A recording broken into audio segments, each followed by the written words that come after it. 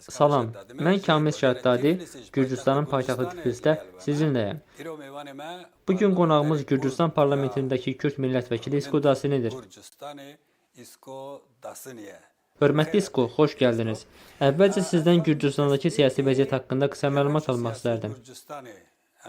Bilirik ki, 3-cü dəfə deputat seçilirsiniz və partiyanız bir neçə ildir ki, hakimiyyətdədir. Müxalifətlə sizin partiya arasında müəyyən problemlər var idi. Bugün vəziyyət hansı mərhələyə çatıb? Partiyanızın hakimiyyəti itirmək riski varmı? Hazırda partiyanızın neçə millət vəkili və neçə Kürd millət vəkili var? Əvvəla şadam ki, yenidən görüşürük. Əslində biz seçkilər zamanı görüşmüşük. Gürcüstan haqqında nə deyə bilərəm? Partiyamız 2012-ci ildən Gürcüstanda hakimiyyətdədir. 150 yerdən ibarət parlamentdə hazırda 89 deputatımız var.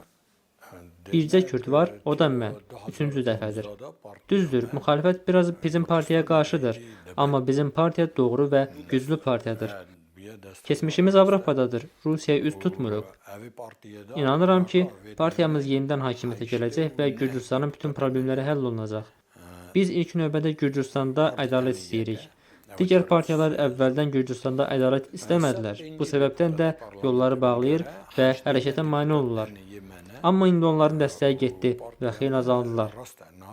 Son seçkilərdə partiyamızın bu qədər səs və mandat qazanacağına özümüz də inanmazdıq. Partiyamız indi çox güclü olub. Elə partiya var ki, əvvəllər parlamenti boykot edirdi. Bugün isə iştirak edəcəklərini deyirlər. Onlar da görürlər ki, bizim partiya daha 3 il Gürcüstanı idarə edəcək və başa düşürlər ki, parlamentdən kənarda qala bilməzlər.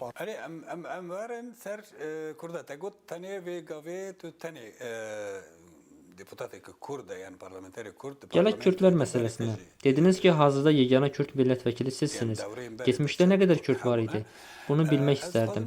Gürcüstanda müsəlman və ya yezdi olmasından asılı olmayaraq nə qədər Kürd var və onların hüquqları konstitusiyada necə qorunur?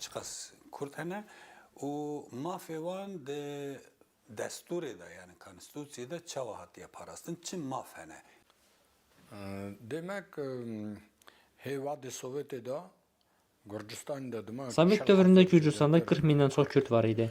Amma Sovet İttifaqı dağılanda bizim Kürdlər buradan köçüblər. İndi 10 minə yaxın Kürdün qaldığına inanıram. Bizim burada yaşayanların hüquqları hamının hüquqları ilə eynidir. Dinindən və milli mənsubiyyətindən asılı olmayaraq hər kəs eyni hüquqlara malikdir. Amma bizdən çox olan bir yerdə yaşayan başqa millətlər də var. Məsələn, Azərbaycanlıların və ermənilərin hər birinin 2 deputatı var. Ancaq Kürdlərdən qat-qat çox olan, lakin deputatı olmayan başqa millətlər də var. Demək istəyirəm ki, Gürcüstan dövləti millətimizə hörmət edir və mən 3-cü dəfədir ki, deputat oluram. Hamımız bir-birimizə yaxın ərazilərdə yaşasaydıq, dövlət məktəblərində Kürd uşaqlarına Kürd dilini öyrədə bilərdik. Ancaq Kürdlərimiz müxtəlif ərazilərə səpələniblər. Deyə bilərəm ki, biz böyüyəndə hamımız Kürdcə danışırdıq. Evdə Kurmanji dilində danışırdıq, amma indi bu azalıb. Uşaqlar əvvəlcə Gürcü və İngilis dillərini öyrənir, sonra valideynlərin dilini öyrənirlər. Amma yenə də inanıram ki, uşaqlarımızın yarıdan çoxu öz dillərində danışır. Burada milli kimliyimiz, Kürdlüyümüz itirilməyəcək.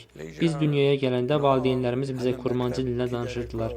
İndi Gürcü və İngilis dilləri daha çox işlədildiyi üçün Kurmanji biraz azalıb və uşaqlar bizim qədər bilmir. Bizim adət-ənənələrimiz də əvvəlki qədər olmasa da qorunub saxlanılır.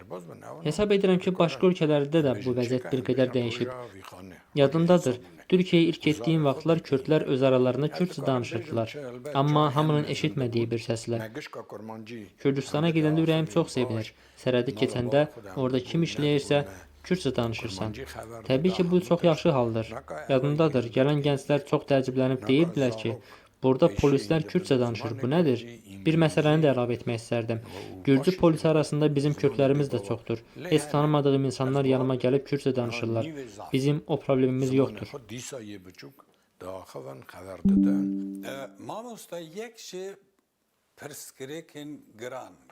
Müəllim, təkcə Gürcüstanda deyil, Ermənistanda da mühüm problemlərdən biri inanc və milliyyət məsələsidir. Bu yezidilik və Kürdlük problemi hələ də ciddi şəkildə davam edirmi? Dövlət bunu təşviq edir, yoxsa parçalanma millətin öz daxilində baş verir?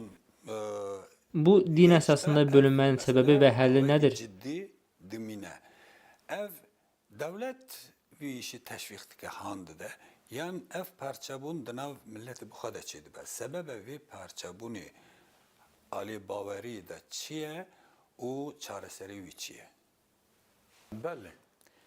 Çox təəssüf ki, bugün bizim millətimizdə bu problem mövcuddur. Mən doğulduğum gündən hamımız bilirdik ki, biz Kürdük. Dinimiz də Yezidiyik. 90%-dən çoxu Yezidi dininə mənsub idi. Bugün vəziyyət biraz dəyişib, amma inanın ki, hələ də 90% deyir ki, biz Kürdük. Millət böyük şeydir. Çünki biz millətik deməsək, Kürd olmağı sevməsək bunu itirəcəyik və bundan pisi yoxdur. Dininiz nə olursa olsun, Xristian, müsəlman və ya nə olursa olsun, dinləri ilə fəxr etsinlər. Amma millət əsas həqiqətdir. İndi internetdə görürük ki, çoxları biz Yezidiyik, Kürd deyilik deyir. Deyirəm ki, bu vəziyyət tədricən aradan qaldırılmalıdır. Bizim siyasətçilər bunun üzərində işləməlidir. Bu problem bizim millətdə qalmamalıdır. İnanıram ki, olacaq. Çünki biz eyni dildə danışırıq. Əcdadlarımız bir torpaqda birləşib yaşayıb. Kürdistanda bu problemin baş verməməsi üçün əlimizdən gələni etməliyik. Doğrudur. Bir çox yezidilərimiz dinini dəyişib, xristian olublar, müsəlman olanlar da çox az. Hətta yəhudi olanlar da var. Amma yox, icazə verilmir deyə bilməzsən. Hər kəs öz inancında azaddır. Məncə əsas odur ki, kürdlüyünü, milliyyətini itirməyəsən. Başqa millətlərlə ailə quran kürdlər də var. Onlar azdır, amma var. Adət-ənənə ilə başqa millətdən olanla evlənəndə yezidiliyini itirirsən. Mən özüm 72 nəsil yezidiyəm və dinimə inanıram. Müəllim, mən bir daha sizin deputatlıq işinizə qayıtmaq istərdim. Dediyimiz kimi bu üçüncü dəfədir. Bir Kürd millət vəkili kimi indiyə qədər hansı məsələləri gündəmə getirmisiniz? Parlamentdə qaldırmanız üçün Gürcüstan kürdlərinin tələbləri nə idi? Kurda belki bəvən əndamı parlamenti kota asanine. Deputat olmaq o qədər də asan deyil. Dediyim kimi, burada Azərbaycanlıların və ermənilərin sayı çox olduğu üçün onların deputatları da var. Keçmişdə bəzən Kürd millət vəkilləri var idi, bəzən yox idi. Partiya üzvü kimi yenidən deputat oldum. İndiyə qədər parlamentin gündəliyinə çıxaracağım ciddi bir Kürd problemi olmayıb. İndi xatırladım. Demək istəyirəm ki, Gürcüstanın baş naziri İranda prezident Neçirvan Bərzəni ilə görüşüb. Daha sonra Kürdistanda keçirilən konfransda cənab Neçirvan Bərzəni mənə dedi ki, sənin baş nazirinlə 15 dəqiqə sizin haqqınızda danışdıq. Mən çox xoşbəxt idim. Demək istəyirəm ki, Gürcüstan dövləti olsun, Gürcüstan xalqı olsun. Biz birik və hüquqlarımız eynidir. Burada Kürdlərimizə heç bir zərər dəymir.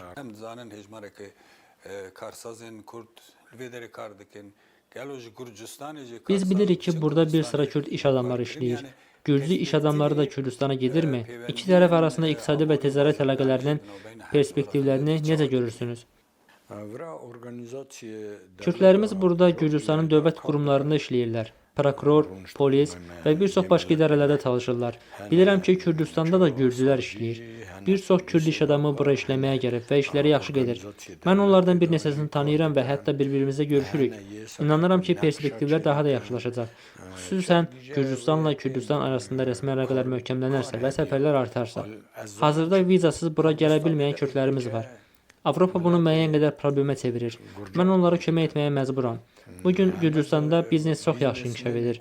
Deyə bilərəm ki, investisiya qoysalar peşman olmazlar. Bura bütün ölkələrdən gəlirlər. Zavodlar açırlar, hətta evlər də alırlar. Heç bir problem olmamalıdır. Olsa belə biz buradayıq. Bu sərmayə qapılarını açan partiyamızın siyasətidir. Kürdlərimiz də bir addım atsın, gəlsin sərmayə qoysun və inanıram ki, hər şey yaxşı olacaq. و از بار دکم و همونتش باشه hatta hatayı.